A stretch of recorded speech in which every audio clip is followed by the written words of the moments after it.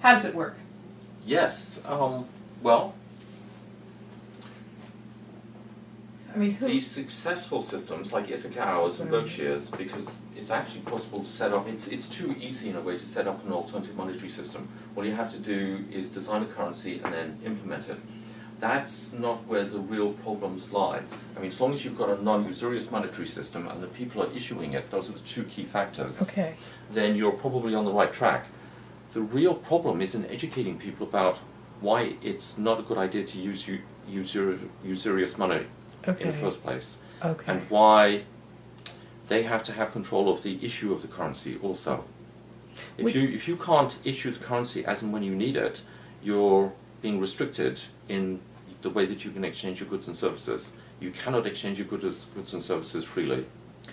If you're relying on somebody else, that is, the bank. I need the bank To to issue. give me some money before I can trade with anyone else. And it's got nothing to do with the value or the quality of the goods and services that I have. Right.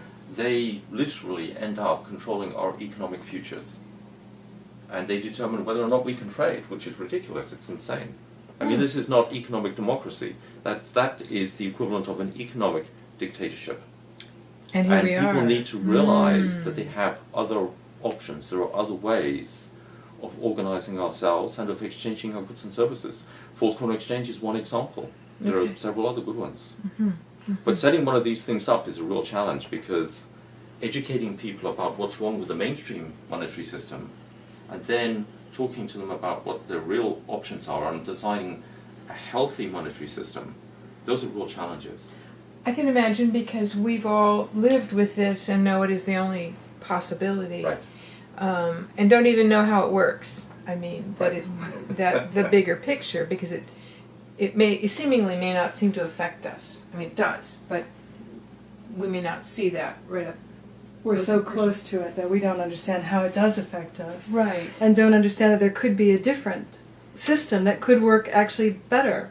One of the problems that what Francis was referring to in terms of education is that if people aren't educated about the differences between an alternative currency and national currency, the ordinary cash that we use every day, they come into an alternative system and they bring all of their thoughts and attitudes and feelings about money into that alternative system unchanged. And so they start acting within that alternative system the way they would with cash. And one of the things about conventional currency is that it's based on the principle of scarcity.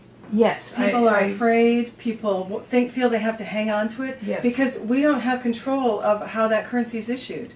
We're not the ones that determine how much of it is in circulation or whether we have access to it when we need it. Somebody else is in charge of that. And so there's a sense that you want to grab it and hold on to it.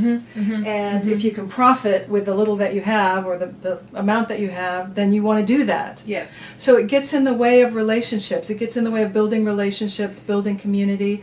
People talk about, oh, well, that's just business, as if business was something different from having a relationship with someone, which in the conventional system it is, because there's a whole different basis for exchanges, but it doesn't have to be that way.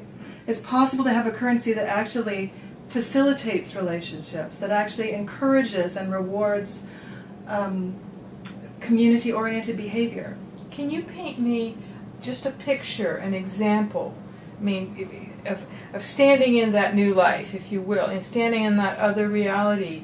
You know, you have something that you know, you're two separate, you know, you want something to exchange, and you're going to do it in the Fourth Corner Exchange style, or an alternate money.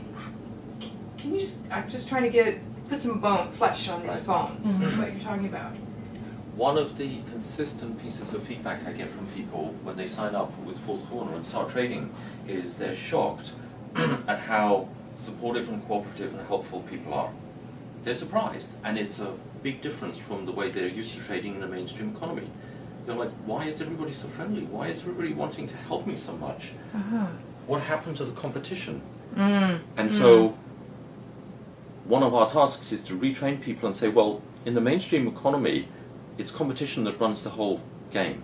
Scarcity and competition. Yes. And what we've created here is a cooperative system.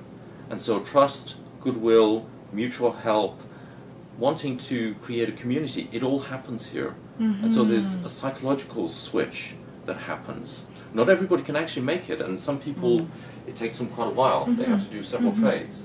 And some people get it immediately. They're like, oh, this is where I've wanted to be my whole life.